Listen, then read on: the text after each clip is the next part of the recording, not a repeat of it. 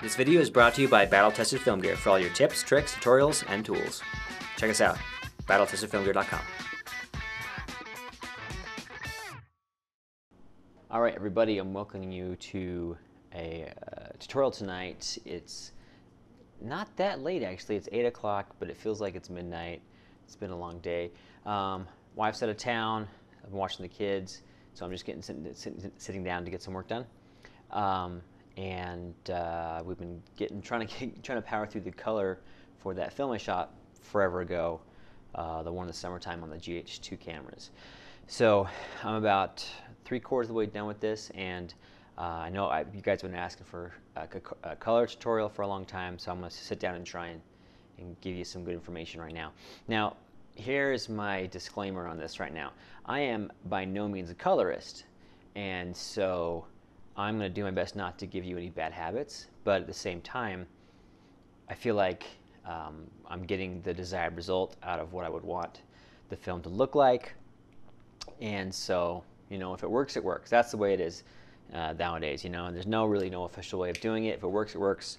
And as long as it's going to make your client happy or pay the bills or, you know, do whatever you want it to do, that's the important thing. So today we're in Adobe SpeedGrade, which is fairly new, CS7. I have CC, kind of jumped over to the cloud finally, and I have been really enjoying SpeedGrade.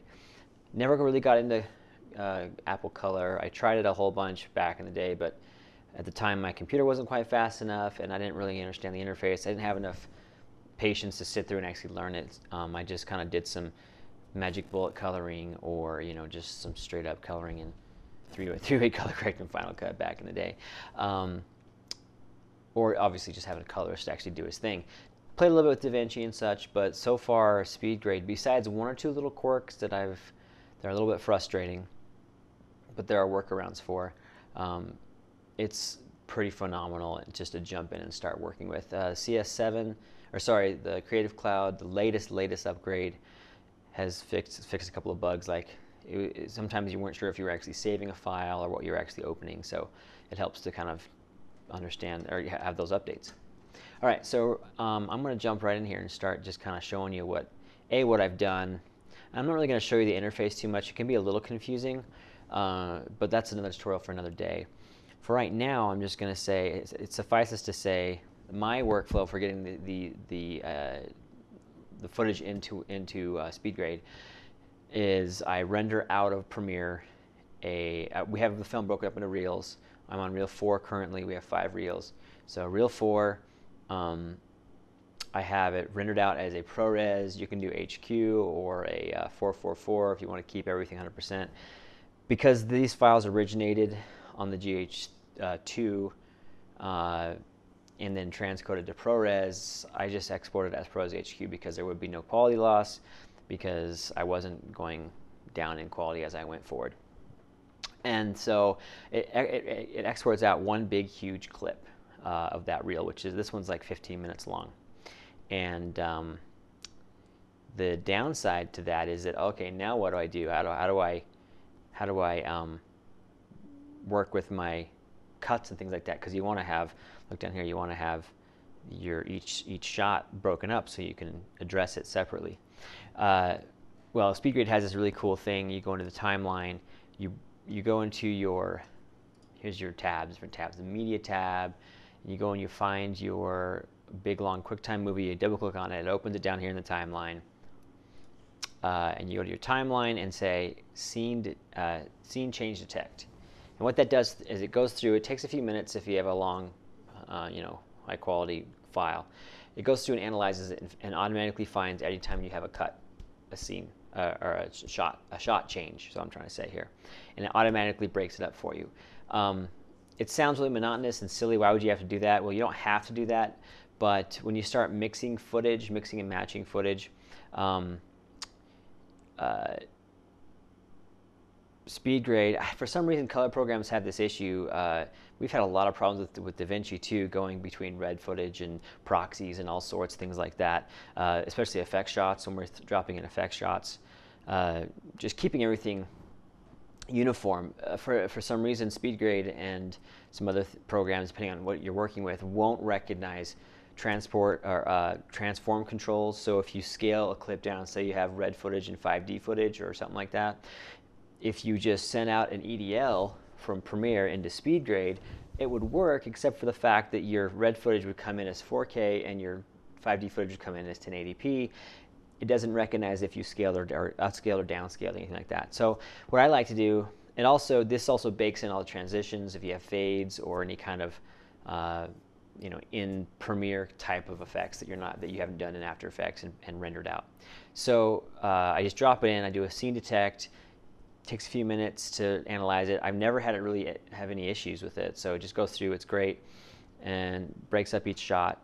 And there you go. So you have a shot on the timeline. Now you notice on my timeline I have these different layers. Now lots of different programs.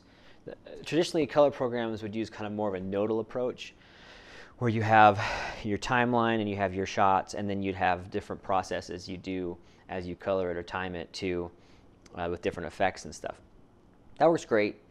I'm more comfortable with this more kind of layered timeline approach. This feels more like After Effects or Premiere, where you have your main video clips down here, and then on top of these are grading layers that you can adjust individually, kind of like they used to call them transportation or transparent video. What are they called in After Effects and Photoshop and whatever? Anyway, brand new in Premiere. I'll remember what it's called in just a second here. But these affect everything top down, which is pretty cool. Now the other cool thing is that if you have a look applied to one of these layers, you can come down here and select how much percentage-wise or opacity that layer is going to affect your grade. So I have a couple of these things where these are just really, a couple of these layers are broad strokes, really broad strokes for, okay, I know I want this scene to be a lot warmer, or I know when I shot this it was too dark, or whatever it is, or I'm doing a bleach bypass. You can see right here, it says less bleach, and I've labeled each one of these. So less chroma. I've gone through and said, okay, I'm going to, and I'll talk about my workflow here really quick. So my workflow is this. So I have all my individual clips down here, and then I go through and I say, okay, I know in this particular reel, it's all, initially it starts all kind of in the same spot. It's not necessarily the same scene, but it's all in the same location. It's kind of the same look and feel as it goes through. And so I don't have to worry about necessarily changing up, for a new location or whatever, or a new scene, changing up the technicality of how I'm going to color the look. So I've been able to just use really broad strokes to say, okay, I know that through this whole sequence, I need to have less chroma. I want this to be less, what am I trying to say here? Saturated. So take the chroma down. So I'm going to turn off these layers. You can see what I've done, which is kind of cool. So there's the original footage that we shot. Well, almost. If you hold down, I can turn off the layer out completely. You're seeing what I've done to the individual clip too. I'll turn those off. So there's the original footage that we shot on the night, and it looks okay, But for this particular sequence, it's supposed to be a lot darker, mood-wise, scarier. I want to make it kind of more grungy, things like that. And so that's what we're going to start looking at. Okay, what in that process? How am I going to proceed to do that? Well, I know initially that I want to do a bleach bypass kind of effect to it. And for those of you who aren't familiar with that, that comes from the old school film days when we used to process film, and what you do is you'd run the film through a bleach bath, and it would take out a lot of the extra silver halides. And I may be getting this wrong because it's been years since I've done it. And if you would bypass that bleaching process, the film would come across a lot more contrasty and have a lot more darks in it. It's mostly a contrast thing. So when I say, okay, bleach bypass, what I did was I added a layer here, and you just come over here and you just grab this little effects or grading layer icon and drop it on there. There's a new effect thing that it's not doing anything yet. I'm just going to delete that because I don't need it. All right, so back to the original footage. Okay, so this, for some reason, I just have less chroma underneath the bleach bypass. It doesn't really matter for that particular purpose. Now, it is top down, so each layer is affecting the layer that is, or maybe, sorry, it may not be top down, it may be top up. But each layer you put on top is going to adjust the look of the layer that's just below it. So it's kind of like if you were doing like a green screen effect, you'd want to have in a different application. When you look at your hierarchy, you want to have your denoise filter before the green screen, the chroma key filter, so that the screen is nice and clean. So I'm looking at overall things that I want to do to the whole scene first, and I work my way down. So less chroma, there's really no reason for that to be first. Bleach bypass should be first, but I'm going to leave it because I like what it's doing right now. So I'm going to say bleach bypass. Oh, in this particular effect, you can do it manually by playing with the sliders, but I'm also there's also a cool effect, or not effect, if a filter, what you want to call it, a look pre-built. It's a process pre-built into SpeedGrade. So you can just go in here and say bleach bypass, bam. So I click on bleach bypass, it assigns that particular effect to that layer. There it is. Now, let's see, did I have it on? No, okay. Oh yeah, I do, sorry. So down here in the little box I have my primary. So this is the primary color to this this grading layer. And above it is the bleach bypass effect. Now if you look right here, see I have it turned way, way down. This little caret tells me how far I have it down. I have it to like 0.27. So let's, initially when I first did it, it was all the way up here, and that's pretty severe, isn't it? And especially with the footage that we shot. And this is where the GH2 sadly starts to fall apart, where I'm changing it pretty dramatically compared to what we shot. And so this is also before the hack days of the GH2, so the bit rate's pretty darn low. I think it's 24 on this. And so it doesn't have as much flexibility, but you know, I'm making it work out. So, all right, so I turn the bleach bypass way back down because that's kind of what I want the footage to be doing. It's cool to have it up high, but then we lose all kinds of detail. So that's what that layer's doing. And now I say, okay, you know what? I'm going to take some of the chroma out of it so it's not quite so colorful. And this isn't doing too much because it's already pretty. Oh, you know what? I haven't even turned off. That's what it is. Okay, so that was from a bygone era. No, that was from something I was doing earlier that I decided not to do. So I'm going to leave that off for now. But if I want it there, you can see how it takes it more to kind of a black and white feel. I'm going to turn it off. But so that's just in there. If I need it for something, I'm going to leave it turned off. Now I think, okay, you know what? This needs to be a little more contrasty. So I go up and I make a new grading layer. All I've done here into the primary layer is I go in here and I say overall, and I've just barely turned the contrast up a little bit for the entire thing. So I'm going to say, turn that back on. There we go.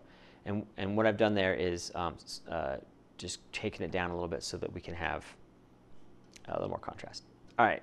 And then what I was doing, the reason why it says a little warmer here and not previously is because as I went along, either something changed in the cameras, we changed the setting, or the lighting changed a little bit, or something. And as I went along coloring, I decided, you know what? I started adding a little bit of a warm tint to the shots down here individually. Now, because I did it enough, I knew that okay, I don't want to have to do this to every single clip. I want to be able to do that broad stroke again and just say, okay, this entire sequence from here to here, I'm going to add a little bit of warmth back into, because it comes across as kind of blue, which it's all preference. So there's some blue.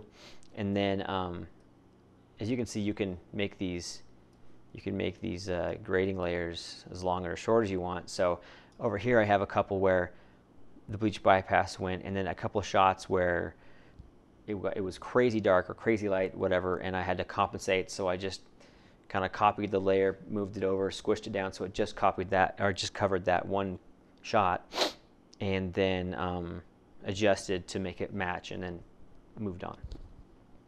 So those are my broad strokes, and And this is where, like I said, I'm not a colorist, because a good colorist would go through and make sure that all the luminance would match, so everything felt like it was all shot exactly the same time of day, same camera, same everything.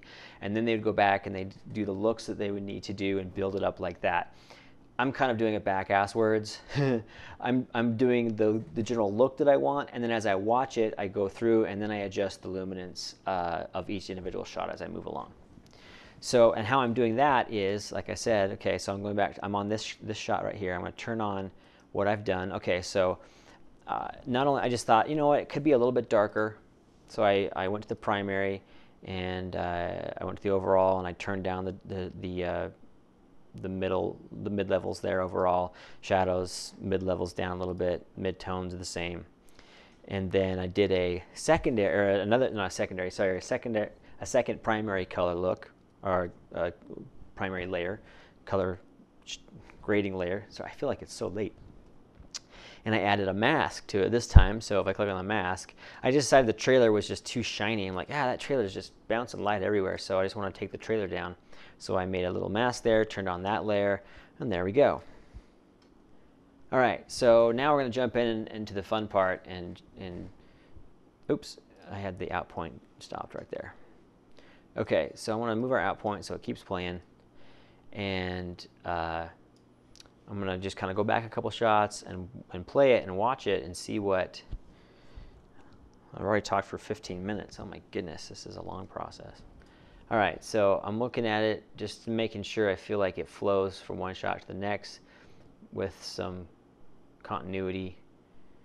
So that particular shot right there, you know what? I feel like it's, I know we were just here, but so look at her skin tones, a little bit reds. She's a little bit pale there, so I'm just going to go in on this particular one individual shot. I'm going to go overall. I'm going to go to the temperature, and I'm going to turn up temperature just a smidgen. And it's going to turn up overall, which is fine. Oh, you know what? I'm doing it on the wrong layer. This primary layer, this does the whole shot instead of just that masked layer, that masked area. There we go. Turn it up just a smidgen. So now I feel like that matches better with this stuff. Now, I could, if I wanted to, be sitting here with two different play heads, oops, so that I could be looking at one shot and the other shot at the same time.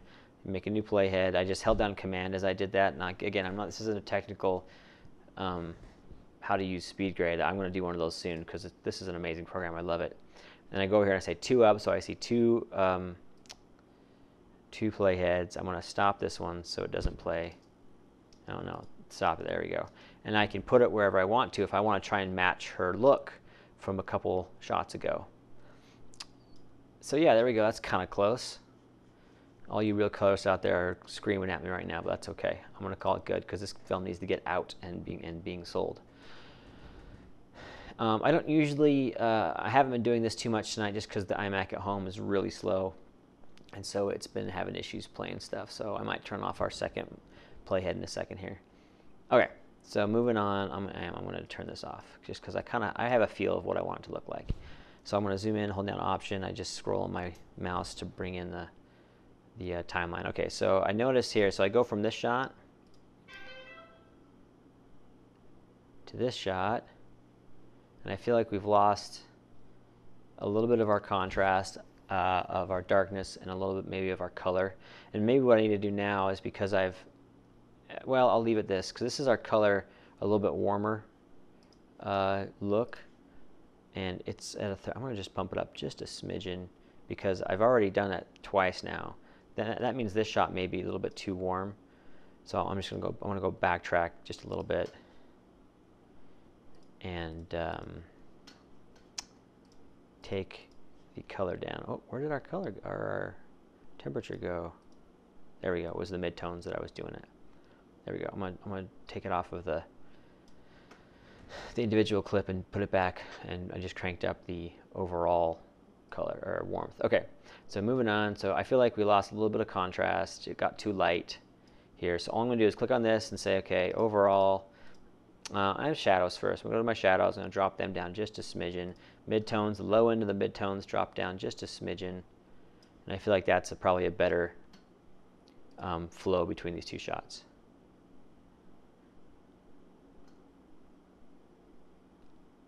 Yeah, that feels better.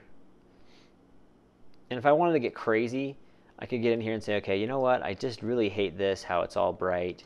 So I'm going to add a second primary. I'm going to add a mask. I'm going to tweak this mask a little bit so it has some feather on it so that it doesn't look like it's just got a hard edge. And then I'm going to say, okay, everything inside this mask, I want to drop its exposure down. There we go. So I could be doing that. It just depends on how much time you want to spend. And there's ways to kind of copy and paste different looks from one clip to the next. You're not having to do a manual look every single time. I've been kind of leaving these shots because they're pretty close to what I wanted to look like. If anyone's wondering what she has all over her, it's the crazy lady was going to make coin purses out of her nice, beautiful skin. This is Hansel and Gretel, a modern day twist on the tail. All right, bam, we're back outside again. She comes back out. That shot's really bright. Now what I can do, I can do a little test here. I'm going to save it. I'm going to say, okay, I feel like 1, 2, 3, 4. I counted back 4 shots. I feel like this shot, I'll bet you if I just kind of move the same settings over to this shot, it would probably be closer. So I can hit 4 on the number pad. It's better. Let's see, did it take the mask too? Yeah, so it took the mask too, so I might just turn that off. But you know what, it needs the whole thing. How long is this shot? I'm gonna let it play for a second and see. It kind of adds some cool contrast to it.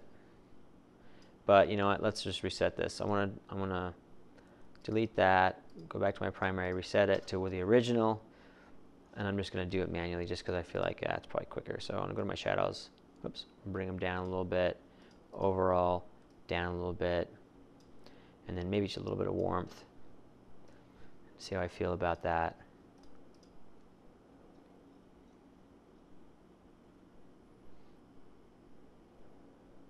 I probably could have just gone back a couple frames. All right, now I do feel like it is too bright still. I'm going to take our highlights down just a smidgen too, so the bright side of things.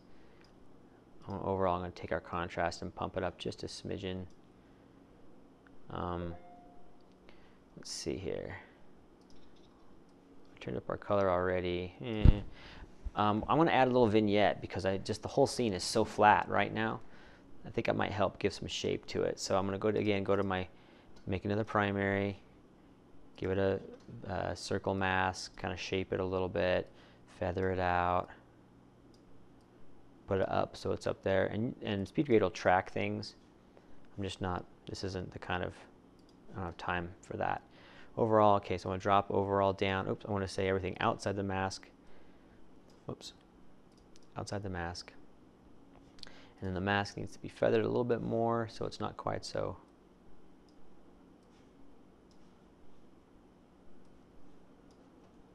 So overall, down, down. And then so it's not quite so there's just a obviously an oval. I'm just going to skew it a little bit, and then I'm going to extend this a little bit, just add some shape to it. Let's see how that looks.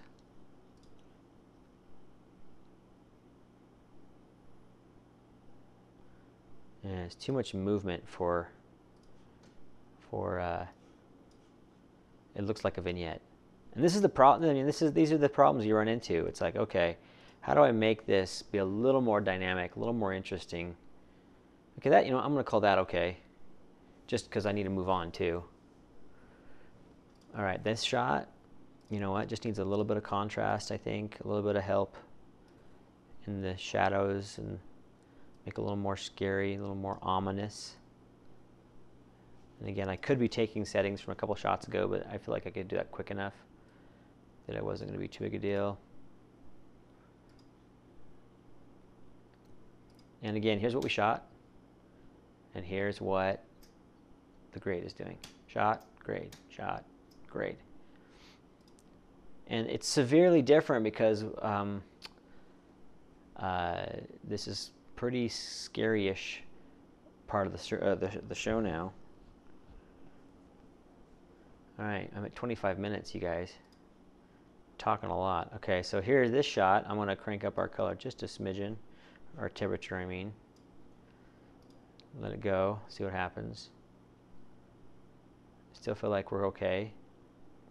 Okay, now, so I want to just base, this is the same shot, just a cutaway, cut back to the same shot we just did. Now, instead of having to manually try and do what I just did, I only changed one setting, so I could, or I can just go back, okay, that was one shot ago, two shots, I should say. Hit the number 2, it just copies the settings from 2 clips ago. And then you say, yep. So watching it through. Again, I like what's going on here. I don't really need to do much to it because I've already done the wide strokes of everything.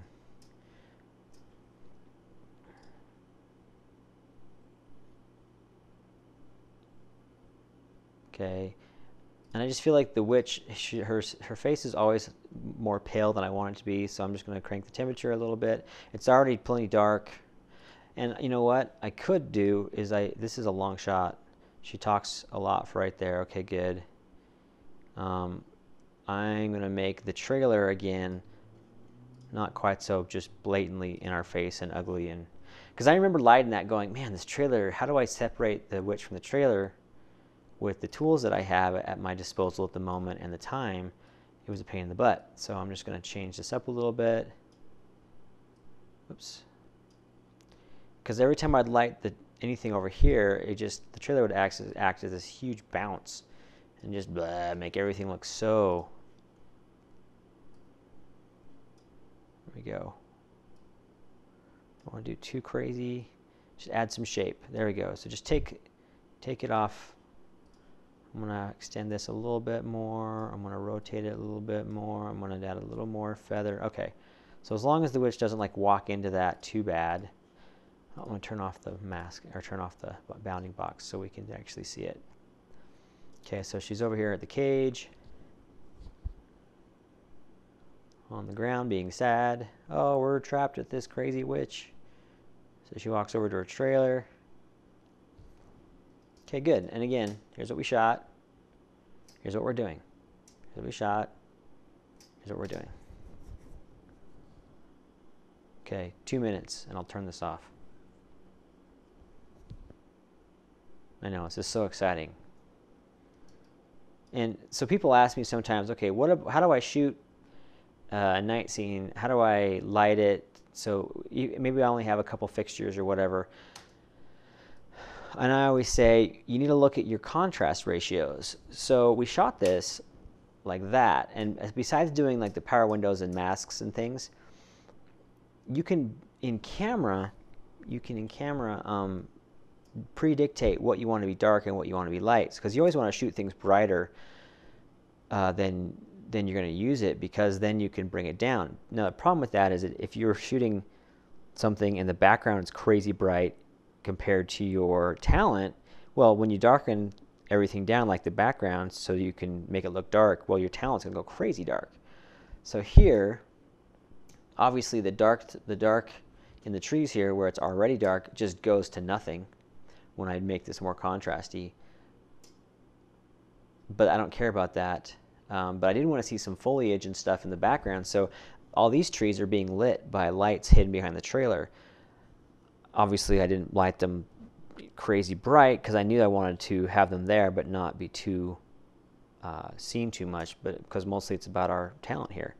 So I just made sure that my ratios were such that, okay, the witch is at, you know, like a 5, and the leaves are at a 3, and the background down here is like a 1.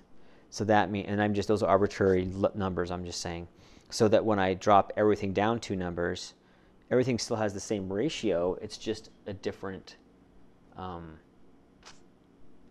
it's just a different level for everything. So if that makes any sense to everybody. Okay, so she laughs, and this would play real time if I was at the office. She's sad and scared. Again, I don't think I need to do too much. You know what, this clip I might just want to And I could just say contrast a little bit, but I want to be more specific with like the midtones. I want to drop down a little bit darker, and maybe overall it's a little bit darker too. And I'm doing that again just on the individual shots right there.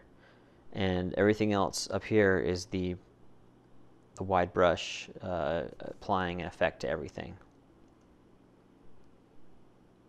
Guys, we're so close to being done with this film. Sound is done. Obviously the edit's done. And one of the reasons why I wanted to do this a little bit warmer across the board is because these shots were all really cold, so you can see. So I wanted to warm it up a little bit, and I was doing that on the witch quite a bit, so I just decided to do it to everything. So she's all sad.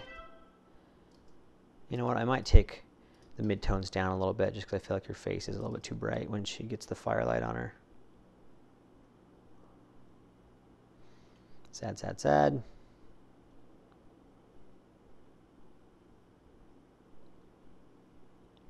Okay, now that's a little bit too dark. So I want to go over here and I want to say shadows. Bring up our shadows just a bit so I can see him.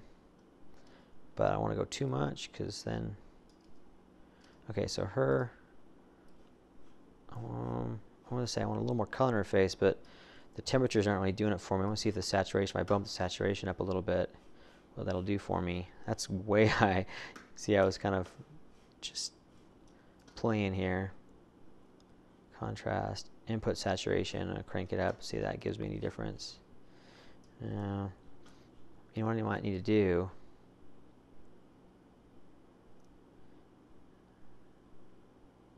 Let's see what happens here. There's a lot of movement. I was maybe going to throw a mask on her face and just kind of bring her levels down. Although you can see the highlights here. That's video for you. Highlights really just you lose stuff in your highlights, of course.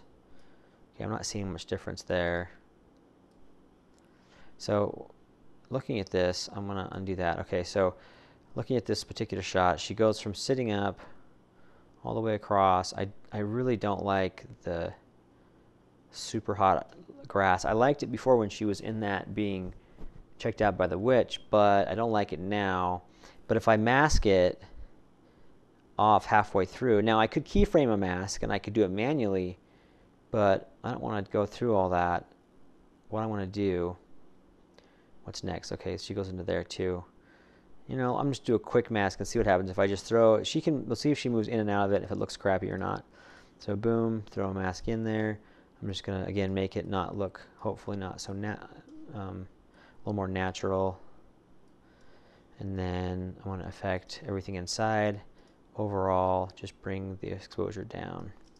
If she moves into it, oh, that's not too bad. All right. So there he's been knocked out in the cage. So we can see the mask.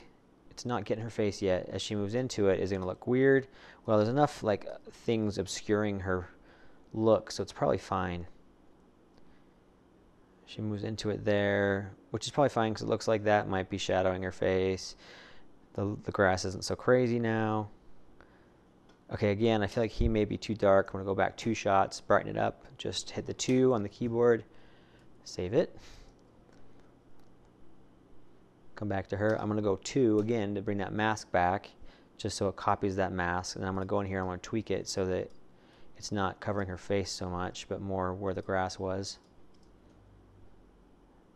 Keep it interesting. So here's what we shot.